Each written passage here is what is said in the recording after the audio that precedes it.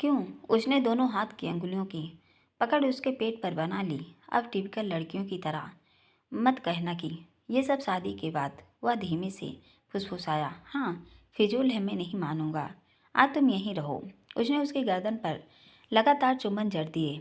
वो कुछ नहीं कर पा रही थी। उसका करीब होना, उसे उसमें थोड़ा खोना, बेतकफुली से रोमांटिक मूड में आना, यूं चूमना उसे भी बहका रहा था। पेट में जैसे तितलियां उड़ने लगी थी। उसके जिस्म की महक जो परफ्यूम के साथ मिलकर उसके अंदर तक जा रही थी। उसका हर चुम्बन उसे भी रोमांचित कर रहा था कि आंखें खुद ब खुद बंद होने लगी। उसके हाथों की पकड़ उसकी कमर के इर्द गिर्द हो गई। दोनों एक दूसरे में खोते उससे पहले ही उसका चेहरा गर्दन से हटा दिया। हाथ भी हटाकर खुद को छुड़ा थोड़ी दूर पर जाकर खड़ी हो गई। ये ये दूरी अभिराज को अखर रही थी, पर वह उन डॉल्स को छिपाने की कोशिश में थी जो उसके हाथ में थी। देखकर कहीं गुस्सा न करे। दोनों हाथ पीछे कर टुकुर टुकुर उसे देख रही थी। अभिराज को यह सब उसकी शरारत लग रही थी। उसे उस्काने की होठों पर गहरी मुस्कान व आंखों में शरारत तैरने लगी। उससे कदम आगे बढ़ाते ही वह एक कदम पीछे हटाती। जैसे ही वह एक कदम बढ़ाता वह तुरंत पीछे हटाती। उसके चेहरे व आंखों में झलक आई घबराहट की। वजह उसे समझ नहीं आ रही थी। वह किसी नन्हे खामोश सी मासूम सी लग रही थी, जिसे देख मन में रोमांच उत्पन्न हो रहा था। कदम आगे और पीछे लेने का सिलसिला तब थमा जब पीठ पीछे दीवार से टकराई। अब पीछे नहीं हो सकती। अविराज एक हाथ दीवार से टिकाए उसे निहार रहा था। होठों पर हॉट स्माइल थी कि नजरें उस पर चिपक गई। आंख गोल हो गई। उसके हाथ उसके गाल पर रखकर सहलाना शुरू किया कि धड़कनें बेलगाम दौड़ने लगी। नजरें मिलाने में असफल रही तो आंखें बंद कर चेहरा दूसरी तरफ फेर लिया। दोनों दुनिया से बेखबर थे। लाउड म्यूजिक सुनाई देना बंद हो गया। मेहमानों से घर भरा हुआ है। सबको पता है कि दोनों रूम में हैं। उनके न लौटने पर बातें भी होंगी, यह भी भूल चुके। अविराज का आहाना के प्रति खिंचाव शुक्ल पक्ष की चंद्रमा सा बढ़ता जा रहा था। उसके सिवाय नजर कहीं ठहर नहीं रही। सुई सी उसके नाम पर अटक कर रह गई। एक लंबी दौड़ के बाद वह भी ठहरना चाहता है। इस नीली झील के किनारे काली जुल्फों की छांव तले कुछ एहसास बुनने, कुछ फुर्सत से के पल चुनने, पर अपनी शर्तों पर वह भूल रहा है कि इस दरिया में जो जितना डूबे उतना उबलता है। उबरना है तो डूबना ही होगा। बिना शर्त, बिना समझौते के क्या वह कर पाएगा? अभी तो वह अपनी नजरें ही उसके चेहरे से हटा नहीं पा रहा था। हाथ धीरे धीरे सहलाता गर्दन पर ले आया कि अहाना को उसके इरादे आगे बढ़ते महसूस हो रहे थे। दिल की धुकधुकी बढ़ गई। सांसों का उठावा गिराव गिराव अविराज उसके गर्दन के नीचे साफ महसूस कर रहा था, और खुद को अधिक रोमांचिक भी। वह उसकी उंगली की सरसराहट गर्दन से नीचे महसूस करने लगी तो सिर पीछे टिका लिया कि लगा अब उसका हाथ रोक ले, पर अचानक हाथ की डायरेक्शन बदलकर बाजू पर चली गई। आंखें खोल दी। टेढ़ी नज़र से देखा। वह हाथ बाजू से सरकता पेट और कमर के बीच ले आया। वो उसकी कुर्ती के दोनों तरफ लगी बुनी गई डोरी पर जाकर अटक गया। डोरी के दोनों छोरों पर छोटी छोटी सुनहरी घंटी सी लटक रही थी। धीरे धीरे डोरी अंगुली में लपेट कर झटका लगा, अपनी तरफ खींच दी। इस सब के लिए तैयार नहीं थी कि लड़खड़ा गई। उसने एक हाथ बढ़ा उसे थाम लिया। दोनों एक दूसरे की आंखों में देख दिल की थाह लेने की कोशिश में खामोश थे। बिना बोले भी इस खामोशी में जैसे सैकड़ों बातों का शोर था। आपस में उलझी नज़रों के दौरान, समान धड़कती धड़कनों के बीच, आपस में उलझती सांसों के दरमियाँ बेखुदी में होंठ उसके होंठों के करीब ले आया। क्यों भाग रही हो? होंठों बीच महज कुछ इंच की दूरी रह गई तो पूछा। धीमे से पूछे गए सवाल पर वह छूटने कसमसाने लगी। उसने एक हाथ से उसकी कमर प्यार से दबोच ली। नरम होठों पर उसके होठ जम गए। तो आहाना की घबराहट पर पूर्ण विराम लग गया। लोग इसके बारे में क्या राय रखते हैं, जानकर भी उसका उसे खुद पर अधिकार दे देना वह क्यों करती, समझ नहीं पाती है। प्यार में होने के बावजूद उसने ये अधिकार तो कभी प्रांजल को भी नहीं दिया था। दोनों के बीच हमेशा एक निश्चित फासला रहा। इसके लिए तो भावनाओं भी मायने नहीं रखती। नज़दीकी का मतलब यही है, जो चाहिए पा लेना। उसे उसके हाथ अपने हाथ पर महसूस हुआ। क्या छिपा रही हो? उसके होंठ आज़ाद करने के बाद पूछा तो जैसे वो होश में आई। डॉल्स वाले हाथ सामने थे। सिर झुक गया, जैसे बहुत बड़ी चोरी पकड़ी गई जिसकी माफ़ी मांगनी चाहिए। सॉरी। वो रुआंसी हो गई। नज़र अभिराज के तमतमाए चेहरे पर जो थी, वह उसके डॉल्स छेड़ने पर नाराज़ था। मैं कभी किसी के कोई चीज़ नहीं छेड़ती। ये अच्छी लगी तो उठा ली। प्लीज़ नाराज़ मत होइए। क्या आपकी इससे कुछ बचपन की यादें जुड़ी है? आंखों व आवाज़ में घबराहट थी। अवराज का चेहरा गर्म भट्टी सा अभी भी दहक रहा था कि लगा कि अधिक देर उसे ऐसे घूरता रहा तो डर के मारे उसकी सांसों को लड़ी टूट जाएगी। अवराज को कभी इतने गुस्से में नहीं देखा। आंखों से आंसू बहने तत्पर थे। बहुत डर गई। अविराज हंसकर बोला, डर गई? कुछ अप्रत्याशित हुआ कि वह ठहाका मार हंस रहा था। आहाना आश्चर्य से देख रही थी। आंखों में जो आंसू छलछला आए थे सूख कर आश्चर्य में बदल गए। इन्हें आज ही लाया हूँ। उसके हाथ से एक डॉल लेटा सहजता से बोला। क्या? आहाना को डबल आश्चर्य हुआ। हाँ, पर क्यों? अनु दीदी के बेटे के लिए टॉयज ऑर्डर कर रहा था कि उस दौरान इन पर नज़र पड़ गई। याद आया कि मेरी बेबी को भी बेबीज पसंद हैं तो मंगा लिया। ओह! आहाना की सांसें जैसे लौट आई। वह भी खिलखिला दी और चलती बेड में बैठ गई। मुझे लगा कि शायद बड़े लोगों की तरह आपके भी इससे इमोशन से जुड़े हुए हैं। वह मुंह पर हाथ रखे हंसने लगी। अविराज भी हंस दिया। उसके पास आकर बैठ गया। वो कैसे? बहुत सारी स्टोरीज में ऐसे ही होता है। कौन सी स्टोरीज में? लव स्टोरीज में। बेबी, तुम भूल रही हो कि अविराज खुराना की कोई लव स्टोरीज नहीं हो सकती। इमोशंस से तो दूर दूर तक कोई लेना देना नहीं। परिवार वालों के साथ तो होगा। परिवार की खुशी की जिम्मेदारी मेरी है, बस इसके अलावा कोई इमोशनल टच नहीं। तो बचपन की चीज़ें क्यों संजोऊंगा? ऐसे होता है क्या? परिवार से तो सब इमोशनली जुड़े होते हैं। नहीं, मैं नहीं। ऐसा होता तो सबसे पहले मैं अपना वो घर छोड़ाता जहाँ मेरा बचपन बीता। आरुर बिला में न आता। आपका घर वालों से कोई भावनात्मक लगाव नहीं है? नहीं। सबकी इच्छाएं पूरे करने जो एफर्ट लगाते हैं वो क्या है? मतलब जो आप वंशिका की मांगे पूरी करते हैं, घर वालों के लिए पैसे बनाते हैं, खुशियों का ख्याल रखते हैं, उसका क्या? वो इमोशनल टच ही हुआ? नहीं।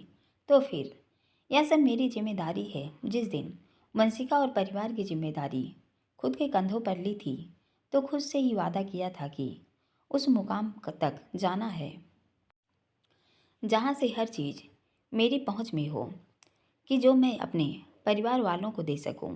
इसके लिए प्यार भावनाएं कहीं दूर छोड़ आया। मेरा एक ही मोटिव है, इंडिया के बाद world top most popular businessman बनना, ताकि अपने परिवार को वो सब दे सकूं जो वो चाहते हैं। ये भी प्यार ही हुआ? नहीं, प्यार नहीं, रिस्पॉन्सिबिलिटी। उसके लिए बेशक कुछ भी करना पड़े। आप करते हैं? आहाना तिलमिला गई। हाँ। उसके लिए हाँ कहते ही आहाना को अंदर से जैसे कुछ छटपटाहट हुई। दिल में चुभन हुई कि उसके चेहरे की पारदर्शी त्वचा के अंदर की दिशाओं में नीली धारियां उभर आई। आंखों में महीन लाल डोरियां दिखने लगी। उसके लिए बेशक किसी का प्यार, अरमान, सपने सब कुचलने पड़े। वह अपने हाथों में उठाए उन डॉल्स को हाथ में दबोच लेती है। जो उस समय उचित लगता है वही करता हूँ। बेशक जो गलत हो। वह उसकी तरफ देखने लगी। सही गलत की जगह के हिसाब से अलग अलग परिभाषा होती है। सब अपने नज़रिए से परिभाषित करते हैं। जो चीज़ मेरे लिए सही है जरूरी नहीं तुम भी उसे सही मानो। जैसे साथ रहने का एग्जाम्पल देख लो। मेरे अनुसार दो लोगों को साथ रहने शादी जैसे बंधन में बंधने की ज़रूरत नहीं। जबकि तुम्हारा नज़रिया भिन्न है। हम दोनों अपनी जगह सही हैं। आपके लिए यहाँ कुछ गलत होगा, जो आपको सही लगा उसे रूल बना दिया। मैंने हमारे लिए भी एक फैसला किया है। कैसा फैसला? मैंने बीच का रास्ता निकाला है। कैसा रास्ता? तुम्हें बेबी चाहिए? नहीं। उसका चेहरा लाल हो गया। झूठ मत बोलो, मुझे पता है तुम्हें ये सब पसंद है। वह उठ गया, कवर से कागज़ उठा लाया।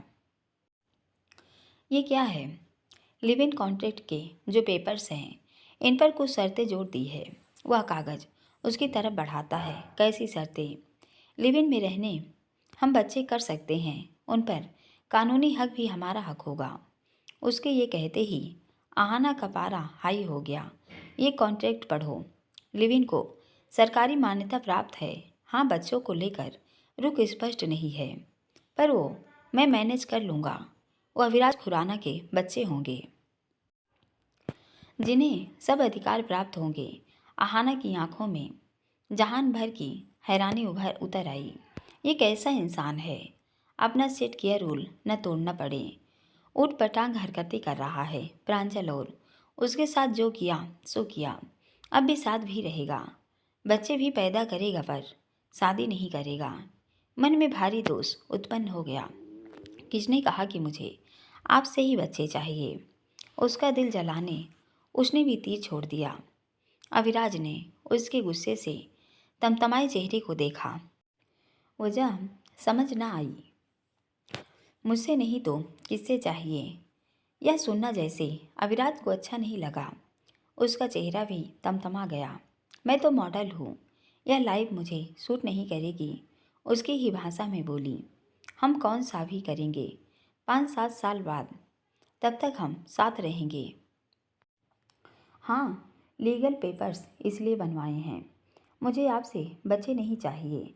जिससे मैं शादी करना चाहती थी उससे चाहिए थे, वो भी शादी के बाद। जब शादी नहीं हुई तो वो सपना भी दम तोड़ चुका। कुछ उसकी कुछ किसी और की मेहरबानी से। एक सपना पूरा नहीं हुआ तो इसका मतलब ये नहीं कि मैं बार बार दिल जलाने बैठी रहूँगी। तुम एक बार पेपर्स पढ़ो, फिर फैसला करो। वह अभी भी जिद कर रहा था कि उसके सब्र का पैमाना छलक गया। उसके हाथ से पेपर्स छीन लिए, गुस्से में जमीन पर पटक दिए। मुझे नहीं पढ़ना, न कॉन्ट्रैक्ट करना है। आइंदा आप अपने बेहुदा प्लान मेरे सामने मत रखना। उसने चेतावनी दी। ये क्या किया तुमने? जानती हो कितना समय लगा है इनको तैयार करने में? लीगल पेपर हैं, उठाओ इनको। अविराज भी तिलमिला गया। नहीं उठाऊंगी। तुम अब जिद कर रही हो। किस बात की जिद? आप अविराज खुराना हैं तो कुछ भी खरीद सकते हैं। अपनी भतीजी के लिए मनपसंद दूल्हा होया, अपने लिए समय बिताने, लड़की और बच्चे भी। अब तुम बातों को गलत डायरेक्शन में मोड़ रही हो। नहीं खुराना साहब, आप पैसों से सब कुछ खरीद सकते हैं, न मुझे न बच्चे। कॉन्टैक्ट करके मैं हमारे रिश्ते को मजबूती दे रहा हूँ। खरीदने की बात कहाँ से आ गई? उसने बातों का स्पष्टीकरण देना चाहा। कॉन्टैक्ट करने की ज़रूरत ही क्या है? आपको क्या लड़कियों की कमी है? ऑफिस हो, इंडस्ट्री हो या ग्लैमरस वर्ड, जिसको इशारा करो वो खुद आपके साथ होगी। आपकी बहन के शब्दों में कहो तो कोई भी आपसे जुड़ना चाहेगी, ताकि उसको नेम फेम और पब्लिसिटी मिले, और आपको वो जो आपको चाहिए। Don't cross your limit. तुम्हारी बातें सुनता हूँ, इसका मतलब ये नहीं कि तुम कुछ भी बोलोगी। अविराज बुरी तरह तिलमिला गया। आपको कोई कुछ बोल नहीं सकता, इसका मतलब यह नहीं कि उसके मन में सवाल नहीं उठते। आपके पास दौलत है, शोहरत है, तो उससे अपनी और अपने परिवार की खुशियाँ खरीदते हैं। उसके लिए दौलत बिछानी पड़े या किसी को मजबूर ही क्यों न करना पड़े। अविराज को यह सुनना बिल्कुल अच्छा नहीं लगा। गुस्से से उसका हाथ मजबूती से पकड़ लिया। चेहरे पर गुस्से के भाव थे। मुंह बंद करो अपना, वह आवेश में बोला। नहीं करूँगी। किसी ने कुछ कहा तुमसे? क्यों परेशान हो? मुझे किसी ने कुछ नहीं कहा। तुम परेशान हो, असल वजह बताओ, उसने पूछा तो उसने अपना हाथ छुड़ाना चाहा, पर उसने मजबूती से पकड़ा हुआ था। छोड़िए मेरा हाथ, उसने उसे धक्का दे दिया। आंखों से आंसू टपक पड़े। देखकर अभिराज हैरान था। आहाना के हाथ में जो डॉल्स थे उसको नीचे पटक दिए और दंदनाती कमरे से बाहर चली गई। अभिराज सन्न खड़ा था। कुछ समझ नहीं आ रहा था क्या हुआ। सब गड़बड़ हो गया। एहसास हुआ तो फटाफट कमरे से बाहर लपका। देखा तो आहाना सीढ़ियाँ उतरते नीचे आ गई। सबकी नज़रें उस पर ही टिकी थी, सबसे ज़्यादा प्रांजल की, जो अभी तक वापस ही नहीं गया था बल्कि उसके बाहर आने का इंतज़ार कर रहा था। आहाना एक टेबल पर आकर बैठ गई तो वह भी आ गया। तुम उसके साथ कमरे में क्यों गई? उसके पूछने पर आहाना ने उसको घूर कर देखा। रो क्यों रही हो? वह उससे पूछता रहा पर वह चुप थी। वह अब जानना चाहती थी। ड्राइवर को फ़ोन करना था। फ़ोन करो, बैग में है, जो उसके पास नहीं है। मेरा हैंडबैग कहाँ गया? पूछने पर प्रांजल ने कंधे उचका अनभिज्ञता जताई। इतने में अभिराज भी आ गया। एक नज़र प्रांजल पर डाली जो उसके साथ खड़ा था। आहाना ने गुस्से से उसे घूरा। वह उसे शांत करना चाहता था। कितने में वंशिका आ गई, जिसके साथ एक 25-26 साल की खूबसूरत लड़की थी जो वेस्टर्न वेयर पहने थी। वह अविराज को देखकर मुस्कुराई। उसे देखा तो वह चौंक गया। यहाँ तुम यहाँ क्या कर रही हो? उसके ये कहते ही सबकी निगाहें उस लड़की पर टिक गई। गेस्ट के तौर पर आई हूँ। मैंने तो तुम्हें इनवाइट नहीं किया, मैंने बुलाया। वंशिका बीच में बोल पड़ी। क्यों? अविराज ने हैरानी से पूछा। मेरी फ्रेंड है। आज से पहले मैंने तुम्हें कभी इसके साथ नहीं देखा। कम ऑन अभी, जस्ट चिल। छोटी सी बात पर इतनी इन्वेस्टिगेशन?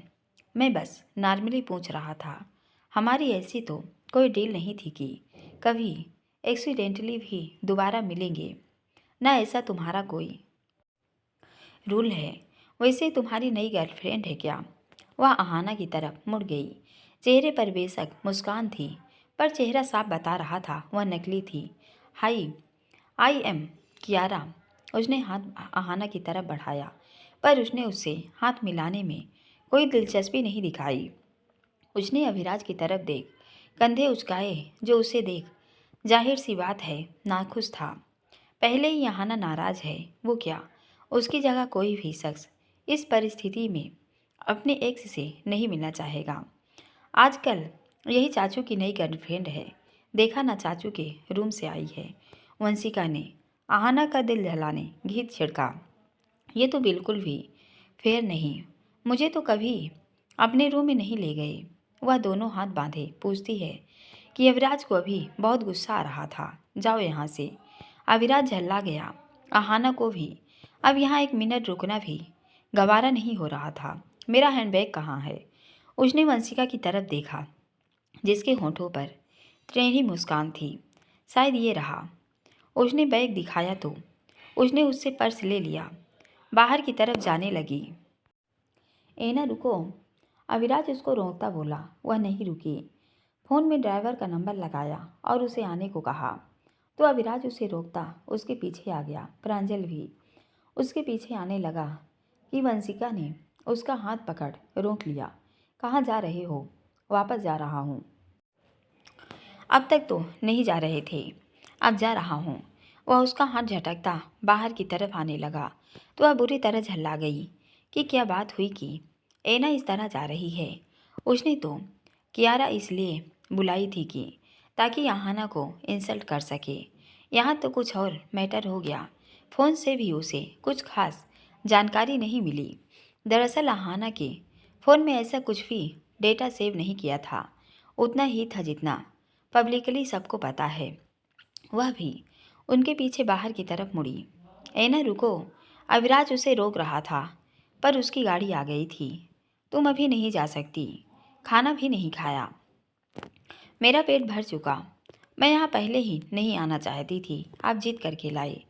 तुम बेवजह बात को बढ़ा रही हो, बेवजह। आहाना की आंखों में हैरानी उतर आई। ये इंसान कभी खुद को गलत मान ही नहीं सकता। वह बिना बात पत्थर के पिघलने की आस रखकर उनकी बातों में आ जाती है। वह चाह कर भी इन लोगों जैसे नहीं बन सकती। इससे अच्छा इनसे दूरी भली। वह गाड़ी का दरवाज़ा खोलने लगी कि उसने उसका हाथ पकड़ लिया। तुम नहीं जा सकती, मैं तुम्हें छोड़ने जाऊंगा। मेरा हाथ छोड़िए। नहीं छोड़ता। मैंने कहा हाथ छोड़िए। वह उसका हाथ झटक देती है। इतने में प्रांजल आ गया। अकेली मत जाओ, मैं तुम्हें छोड़ देता हूँ। उसने उसकी तरफ भी गुस्से से देखा। No thanks. सहारा ढूंढने की आदत कभी नहीं रही। मुझे अकेला चलना आता है, कहकर वह गाड़ी में बैठ गई। उसके कहने पर ड्राइवर ने गाड़ी आगे बढ़ा दी। अविराज और प्रांजल उसे जाता देख रहे थे और पीछे खड़ी वंशिका का हैरानी का ठौर नहीं था। दोनों बेवकूफ़ों जैसे उसे रोकने की कोशिश कर रहे थे। वो एक मामूली मॉडल ऐसे चली गई जैसे कहीं की महारानी हो। दोनों पीछे पलटे तो वंशिका को खड़ा देखा, चौंक गए। उसने आंखें छोटी कर उन दोनों को देखा। अविराज तो उसे इग्नोर करके अंदर चला गया, पर प्रांजल अब वापस जाना चाहता था। वंशिका ने उसे रोकना चाहा पर नहीं रुका, चला गया। क्या ज़रूरत थी यहाँ आने की? अंदर आकर अविराज कियारा से पूछता है। मैं यहाँ तुम्हारी एक्स की हैसियत से नहीं आई हूँ। सॉरी अगर तुम्हारी नई गर्लफ्रेंड मेरी वजह से नाराज़ हुई। क्या तुमने उसे अपना पास्ट नहीं बताया या अपना लाइफ स्टाइल? उसे सब पता है तो किस बात की टेंशन? अगर उसे पता चलता भी है तो अविराज खुराना को कब इन सब बातों का दूसरे के इमोशंस का फ़र्क पड़ने लगा। ऐना तुम जैसी नहीं, लड़कियां सब एक जैसी ही होती हैं, फीलिंग्स और इमोशंस भी। तुम्हें कभी इन बातों का फ़र्क नहीं पड़ा तो अब भी नहीं पड़ना चाहिए। वैसे इस वीकेंड क्या कर रहे हो? वह उन पर नज़रें टिकाए बोली। क्यों पूछ रही हो? अगर इच्छा हो तो मिल सकते हैं। ओ शट अप। वह झल्लाया और बुरा सा मुंह बनाकर कदम आगे बढ़ाता है तो वह मुस्कुरा दी और उसे जाता देखने लगी। मेहमानों से घर भरा था तो जल्दी ही अविराज इस सब से व्यस्त हो गया। आहाना भी घर आ गई। मन बहुत भारी था। फ्लैट खोला, हैंडबैग सोफे पर फेंक कर एक गहरी सांस ले बैठ गई। पहले ही जिंदगी ने उसे कम रंग नहीं दिखाए कि शाम से जैसी घटनाएं घटित हो रही हैं, सोचने का नजरिया बदल कर रख दिया है। प्रांजल द्वारा उसे पहचान लिए जाने की बात हुआ पर वह खुश है या दुखी फैसला नहीं कर पा रही। उसका उसे वंशिका से शादी न करने को कहना सही था या गलत? खुराना साहब ने जो किया वो गलत था या सही? निर्णय नहीं कर पा रही। वह इस बात को भी नकार नहीं पा रही कि उन्होंने जो किया अपने परिवार व वंशिका के लिए किया, ठीक उसी तरह जैसे उन्होंने उसके बुरे समय में उसका साथ दिया। इन सब बातों से ज़्यादा दुखी वह उनके उसी पुराने कॉन्ट्रैक्ट वाले राग अलापने से है। क्या वाकई में वो कभी शादी नहीं करेंगे? प्यार न सही, उसका उनके साथ रोमांस तो है या बिना लगाव के तो नहीं होता। मेरे लिए शायद, काश उनके लिए भी विश्वास से यह कह पाती। उनके लिए तो सब नॉर्मल है, तभी तो किसी बात से फर्क नहीं पड़ता। पड़ेगा भी कहाँ से जब इमोशंस ही नहीं, वो न सही कोई और सही। अविराज खुराना एक पावरफुल पर्सन है जिसके लिए कुछ भी करना संभव है। और वो क्या है? एक मामूली मॉडल। गलती हर बार वही करती है शायद, सब कुछ जान कर भी उम्मीद भरी नज़रों से उन्हें देखना जो हर बार उसे निराशा कर देते हैं।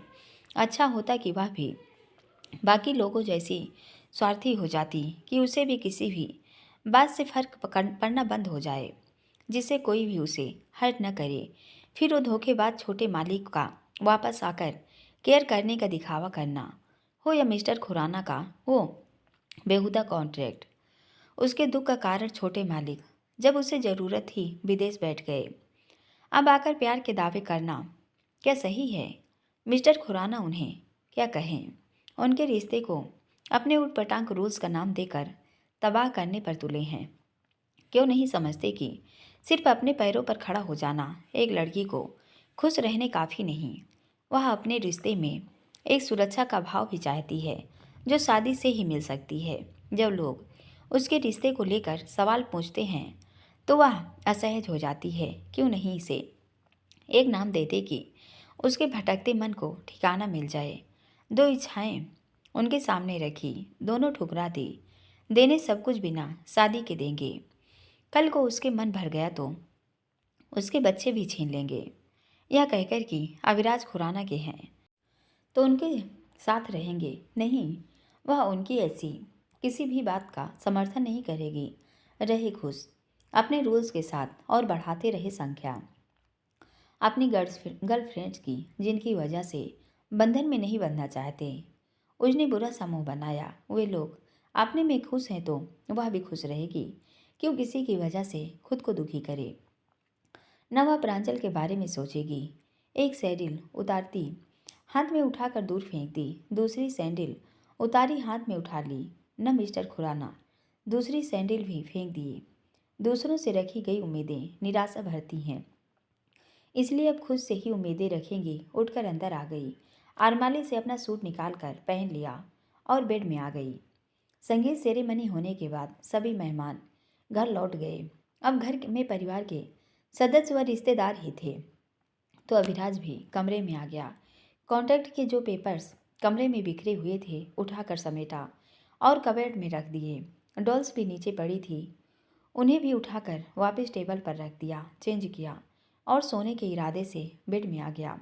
पूरा घटनाक्रम आंखों के सामने घूम रहा था। क्या सही क्या गलत उसे कुछ समझ नहीं आ रहा था। आहाना का रोता चेहरा उसके सामने घूमने लगा। सब कुछ पता होकर कि वह एक बंजारा है। आहाना का उसे उम्मीदें लगाना क्या सही है। बड़ी मुश्किल से नॉर्मल हुई थी, फिर नाराज हो गई। वह जैसा है क्यों नहीं उसे इसी तरह अपना लेती। शादी नहीं कर सकता तो कॉन्ट्रैक्ट कर रहा था। आज तक किसी के साथ रहने का नहीं सोचा था, पर उसके साथ कर रहा था। उसे बच्चे पसंद हैं तो जोड़ती शर्तें, फिर भी जाने क्यों नाराज हो जाती है। जाने क्यों चाहती है कि वह शादी न करने का फैसला बदले और जो कोई नहीं कर पाया वो कर लेगी। सब चीज़ों से वाकिफ़ होने के बावजूद भी उसके दिमाग में शादी का ख्याल आना। कहीं इस सब के पीछे मम्मी और दादी का कोई प्लान तो नहीं।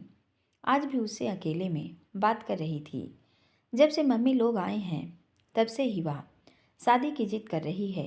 मन में सवाल कौंधा तो पूछने तुरंत फ़ोन उठाकर कॉल लगा दिया। आहाना उठी हुई थी पर नाम देखकर कॉल कट कर फ़ोन बंद कर दिया तो वह और ज़्यादा परेशान हो गया। पर आहाना सो गई। अगले दिन आहाना का शूट था। डायरेक्टर का सुबह फ़ोन आया और लोकेशन बता दी कि शूटिंग के लिए पहुँचे। जाएं कैसे। पार्टी दिन के बाद से भूमि का सामना करने से घबरा जो रही है। बहाना बना दिया कि आज नहीं आ सकती। एक सॉन्ग की शूटिंग थी जो मुंबई के अलग अलग लोकेशन पर फिल्माया जाना था। सेट तैयार था। आहाना के इनकार से डायरेक्टर झुंझुलाया, पर क्या कर सकता था। स्टार बनते ही एक्टर एक्ट्रेस के नखरे बढ़ जाते हैं। एना तो वैसे भी अवराज खुराना की खास दोस्त है, जिस वजह से उसको ज़्यादा कुछ कह भी नहीं पाता। भूमिक भी शूटिंग की तयशुदा जगह पहुंचा, जहां आहाना के न आने की वजह से पैकअप की तैयारी थी। पूछने पर डायरेक्टर ने बताया कि पार्टी वाले दिन से एना शूटिंग पर आने के बजाय बहाने बनाई जा रही है। भूमि को मामला भांपते देर नहीं लगी कि मुमकिन है वह फिल्म छोड़ने की सोच रही है। ऐसा हुआ तो उसका भी नुकसान होगा। फिल्म की आधी से ज़्यादा शूटिंग पूरी हो चुकी है। अब नई हीरोइन लेना संभव नहीं। अभी पैकअप मत करो, मैं उसे लेकर आता हूँ। क्या? डायरेक्टर को कहने पर यकीन नहीं हुआ। हाँ, वो आएगी। उसने संदेह प्रकट किया। उसे आना पड़ेगा, शूटिंग भी होगी, इंतज़ार कीजिए। कहकर वह किनारे खड़ी अपनी स्पोर्ट कार में बैठ गया। कुछ देर बाद ही उसकी कंपनी पहुंच गया। जाकर पता चला कि वह शो के लिए गई है। वहां से निकलकर थोड़ी देर में ही शो वाली जगह पहुंच गया। वहाँ एक फैशन शो चल रहा था। खुला रैंप था, दोनों तरफ लोग बैठे थे। आहना जैसे ही वॉक करती आई कि उसकी नज़र वहाँ बैठे भूमिक पर पड़ी तो घबरा गई। किसी तरह वॉक पूरी की। एक बार अंदर आ गई तो बाहर ही नहीं आई। बाकी मॉडल्स अपनी बारी पर वॉक करके वापस जा रही थी।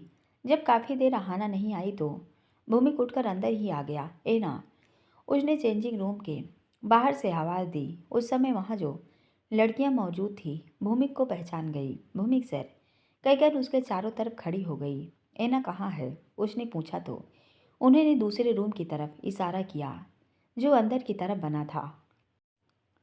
वह चलता हुआ उस तरफ आने लगा। उसने सोचा था उसे न पाकर वह लौट जाएगा, पर वह तो यहीं आ गया था। तो घबराहट के मारे बड़बड़ाना शुरू हो गया। हे भगवान, उस दिन न जाने क्या क्या बोल दिया। लगता है चोच मारने काला मुर्गा इधर ही आ गया। पूरी कहानी में ये गुंडा बना रहेगा कि कभी सुधरेगा भी। भूमि कारवंशी है तो क्या कहाँ कहीं भी आ जाएगा। लगता है आज मेरे ही पकौड़े तल डालेगा। है ना, आवाज़ सुनकर बुरी तरह घबरा गई। वहाँ लगे डमी के पीछे छिप गई। पहले उससे खार खाया रहता था, अब तो न जाने क्या ही कर दे। उसके 2-3 बार आवाज़ें देने के बावजूद उत्तर नहीं मिला तो वापस जाने मुड़ गया। आहाना ने उसे वापस जाते देखा तो चैन की सांस ली। दरवाजे से बाहर निकलते भूमि की नज़र डमी के पीछे हिलते कपड़े पर पड़ी और वह उल्टे पांव लौट आया। आहाना को लगे वह जा चुका होगा, पर वह बाहर जाने के बजाय दूसरी तरफ से इधर ही आ गया। डमी के पीछे से सिर बाहर निकालकर देखने लगी। वह कहीं नजर नहीं आया तो तसल्ली हो गई कि शायद बाहर चला गया। दिल पर हाथ रख गहरी सांस ले। अभी पूरी तरह रिलैक्स भी नहीं हुई थी कि सामने उसका डरावना चेहरा देख जोर से चीख चीख निकल गई। उसके चीखने से भूमिक ने अपने दोनों हाथ से कान रख बंद कर दिए, पर वह चुप नहीं हुई। चुप। भूमिक की तेज आवाज़ गूंजी और आहाना का मुंह बंद। न जाने क्यों ये उसे इतना डरावना लगता है कि खुद ब खुद ही चीख निकल गई। उसके चीखने से भूमिक ने कान पर हाथ रख दिए, पर वह चुप नहीं हुई। चुप। भूमिक की तेज आवाज़ गूंजी और आहाना का मुंह बंद। आंखें फाड़े उसे देखने लगी। वह चुप हुई तो कान से हाथ हटा लिए। भवें सिकुड़ कर आंखें छोटी हो गई। नजरें चेहरे पर गड़ी देख आहाना को सांस नहीं आ रहा था, जैसे साक्षात यमराज बोले। छिप क्यों रही थी कि उसकी डूबती सांसें गर्त से चली गई। नहीं नहीं तो सब अटक कर निकले। तो क्या कर रही थी? उत्तर देने के बजाय जगह ढूंढने लगी जहाँ इस भावहीन चेहरे और खौलती नज़रों से छिप सके। नहीं मिली तो बगले झांकने लगी। बोलो। उसकी तेज आवाज़ पर सहम गई। हाँ मैं तो ये इस डमी का कस्ट्यूम चेंज कर रही थी। डमी की गले से लटक रहे स्कार्फ को बांधने का अभिनय करने लगी, जो बेहद नाटकीय था कि भूमि उबल पड़ा। Oh really? हाँ। नज़रों का सामना मुश्किल लगा तो फेर ली। लगता है मॉडलिंग का करियर ठीक नहीं चल रहा। मतलब एकदम पीछे पलटी। शो के पैसे कम लगने लगे कि पार्ट टाइम ये जो भी करने लगी। ऐसी ऐसी बात नहीं, मॉडलिंग से गुजारा नहीं हो रहा हो तो मेरे पास तुम्हारे लिए जॉब है। कैसी जॉब? मेरे घर में हाउसमेट की जगह खाली है, फिर से वही काम पकड़ लो। उसके कहते ही तुरंत हाथ हटा लिया। मॉडलिंग और एक्टिंग तुम्हारे बस की नहीं। होठों पर तंजमई मुस्कान ले आया। ये उसका सबसे फेवरेट काम जो है, आहाना की बेइज्जती करना, जिसे वो पूरी तबीयत वह मज़े लेकर करता है। ऐसा करके वह उसे उसकी पुरानी जगह याद दिलाता है और वह अपमान का घूंट पीकर रह जाती है। आप खुद को समझते क्या हैं? वह तिलमिला कर रह गई। तुम्हारी मेड वाली सोच इससे ज़्यादा सोचने कहाँ देती हैं। तभी तो एक्ट्रेस का काम छोड़ मॉडलिंग करने आ गई और अब ये पुतलों पर कपड़े पहनाने का काम कर रही हो। उसके डांटने से रुहासी हो गई। वहाँ सेट रेडी है, 20 लोगों की टीम सब काम छोड़ कर बैठी है और तुम यहाँ शो के लिए आ गई। ज़रूरी था।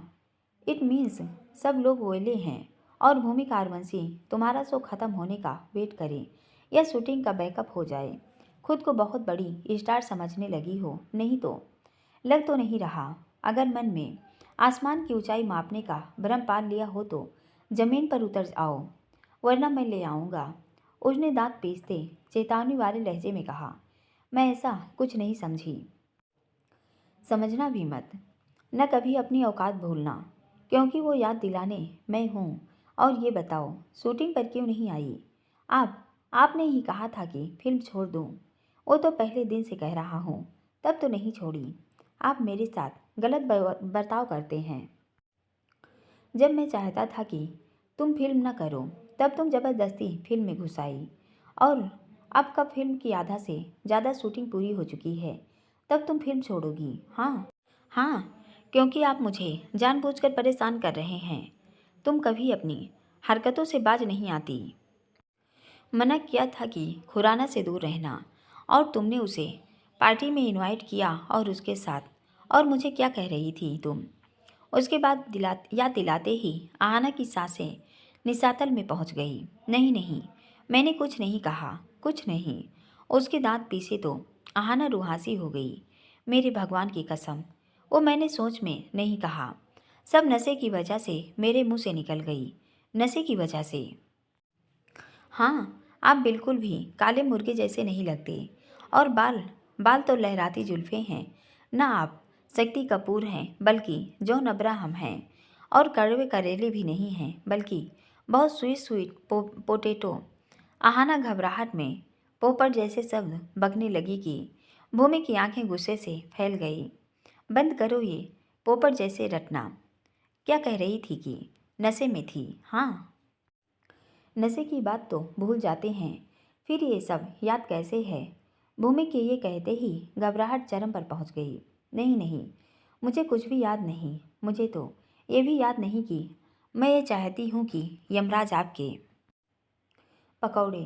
भूमि की आंखों में देखा, जिसकी यह सब सुनकर दोनों भौवें तन गई थी। मुंह बंद कर दिया। घबराहट में न जाने और क्या क्या बकने लगेगी। मुंह पर हाथ रख लिया। अब वहाँ पर खड़ा रहना मुश्किल था। इस इंसान का खौफ इतना कि उसकी सीटी बिट्टी गुम हो जाती है। कदम पीछे लेने लगी। उसको पीछे हटता देख भूमिक ने रोकना चाहा। रुक जाओ, भागना मत। तुम्हें मेरे साथ चलना है। नहीं, मैं नहीं आऊँगी। मुझे फिल्म नहीं करनी। वह पीछे पलटी और तेजी से बाहर निकल गई। आहाना, भागना मत।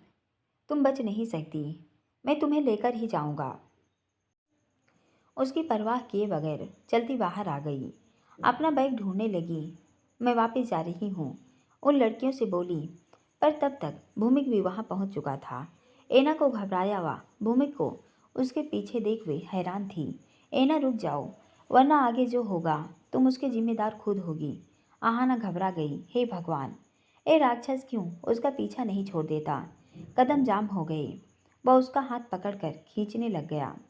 चलो मेरे साथ, बचाओ, हेल्प हेल्प, वह चिल्लाने लगी। उसके चिल्लाते ही बाकी लड़कियां उसे घेर कर खड़ी हो गई।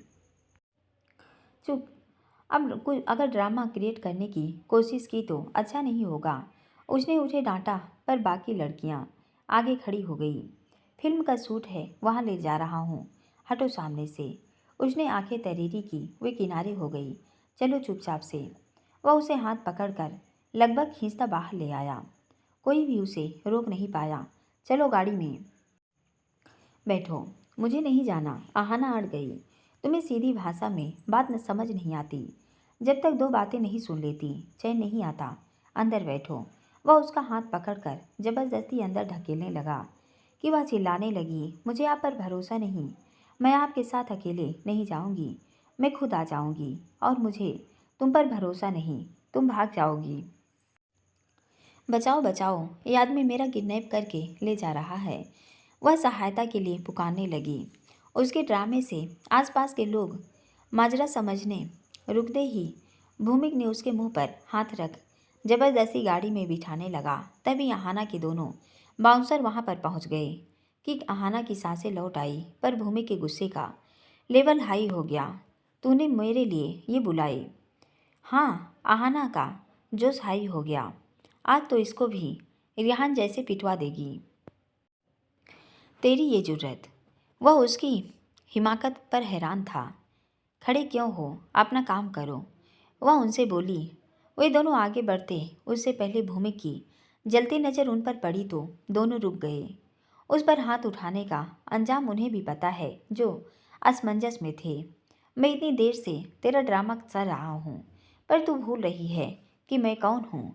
अगर चुपचाप गाड़ी में नहीं बैठी या फिल्म छोड़ने की सोची तो तुझे तुझे इंडस्ट्री से साइड एक्ट्रेस तक का रोल नहीं मिलने दूंगा। जिस मॉडलिंग के करियर के दम पर उछलती है, उसे बर्बाद करके तुझे वापस अपने घर में मेट बनने मजबूर कर दूंगा। उसकी आंखें जलता अंगार हो रही थी। अगर ये गलत फहमी मन में है कि खुराना तेरी मदद करेगा, तो ये गलत फहमी उतार फेंक। चल बैठ अंदर। उसने उसे अंदर धक्का दे दिया। दोनों बाउंसर आगे बढ़कर उसकी हेल्प करना चाहते थे, पर कर नहीं पा रहे थे। उसने उन्हें घूर कर देखा। जानते हो ना मैं कौन हूँ? जी सर। दोनों में मियाने लगे कि आहाना ने आश्चर्य का ठिकाना नहीं था। ये मेरे साथ फिल्म कर रही है, वही ले जा रहा हूँ। तुम्हारे कंपनी मालिक से बात कर लूँगा, अब जाओ यहाँ से। जी सर, कहकर दोनों पीछे हट गए। उसने गाड़ी स्टार्ट कर आगे बढ़ा दी। वह बुरी तरह काँप रही थी। गाड़ी में सुनसान रात सी खामोशी थी, पर आहाना के मन में जबरदस्त शोर था। मैं काला मुर्गा लगता हूँ? नहीं। चेहरा रुआंसा हो गया। तुमने मेरे बारे में इतना कुछ कह दिया, और तुम अभी सही सलामत कैसे हो? I can't believe. उसने उसकी तरफ हाथ बढ़ाया तो विंडो से चिपक गई। सीट में कोई दीवार होती तो उसके पीछे सहार आसरा ढूंढ लेती, तो इसकी जलती नज़रों से तो बच जाती। पर अफसोस ऐसा कुछ नहीं था। तुम कल खुराना के घर क्यों गई थी? मना किया था ना? समझ नहीं आता तुम्हें? वो मुझे फोर्सफुली ले गए।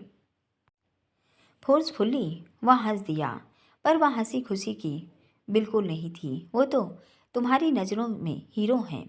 जबरदस्ती कैसे ले गया? तुम्हारे अकॉर्डिंग विलेन तो मैं हूँ।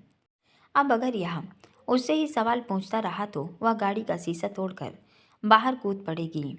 इसके सवालों से अच्छा वह मरना पसंद करेगी। उस समय तो जुबान कैची जैसी चल रही थी, अब चुप क्यों हो गई?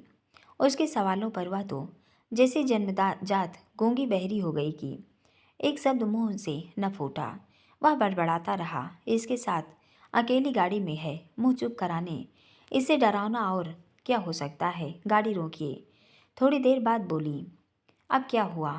तुम उतर नहीं सकती? मैं बैक सीट पर बैठना चाहती हूँ। क्यों? वैसे ही। नहीं, अब तुम यहीं पर बैठोगी। यही तुम्हारी सज़ा है।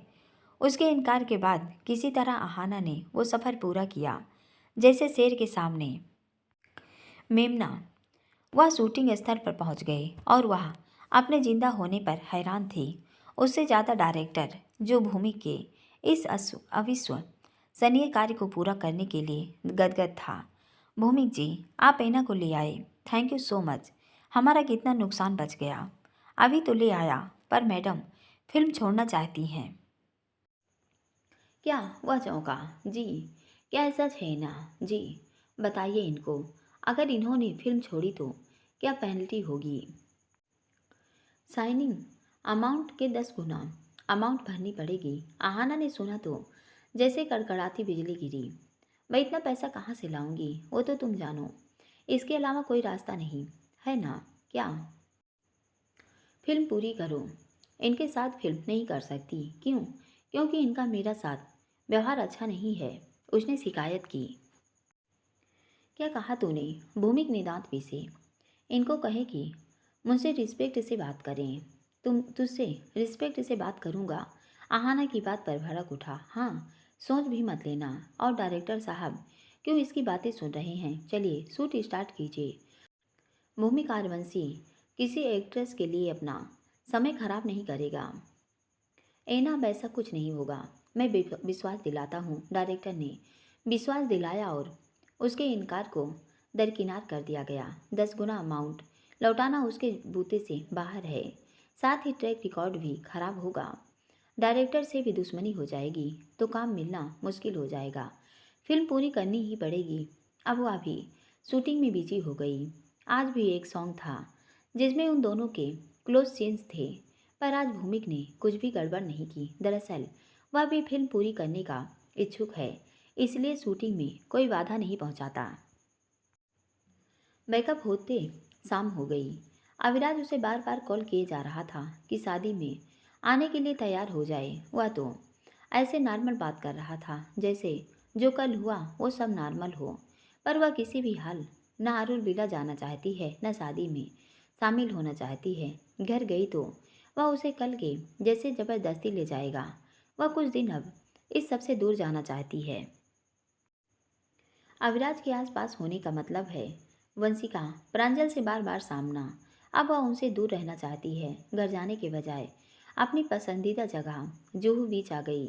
एक रेस्टोरेंट में खाना खाया और उसके बाद जुहू बीच पर आ गई। वहाँ बेहद चहल पहल थी, पर उसके लिए नहीं। सिर पर दुपट्टा ओढ़ा एक आम सी लड़की की तरह एक किनारे बैठ गई। लोग यहाँ सैर सपाटे के लिए आते होंगे। उसे तो हमेशा ही ये सागर का आकर्षण खींच लाता है। लहराती नृत्य कहती लहरें जब उसके पैरों से टकराती हैं, एक नई ऊर्जा का संचार करती हैं। जब भी कसमकस में घिरी इसी ने राह दिखाई। उलझन में पड़ी तो बाहर निकालने का मार्ग सुझाया। आज उसे शादी में जाने से भी बचाएगा। उधर शादी को लेकर प्रांजल ऊहापोह में है कि क्या करे क्या नहीं। तो हिमानी जी भूमि के घर आने का इंतजार कर रही हैं ताकि उसे वंशिका की शादी में ले जा सके। पर सोचने वाली बात है कि क्या यह शादी होगी होगी तो भूमिका और हिमानी जी शादी में शामिल हो पाएंगे? क्या होगा देखते हैं। पूरा पार्ट सुनने के लिए दोस्तों बहुत बहुत धन्यवाद। अगर पार्ट अच्छा लगा हो तो प्लीज़ ज़्यादा से ज़्यादा लाइक कीजिए, कमेंट कीजिए और हमारे चैनल को सब्सक्राइब कीजिए। धन्यवाद।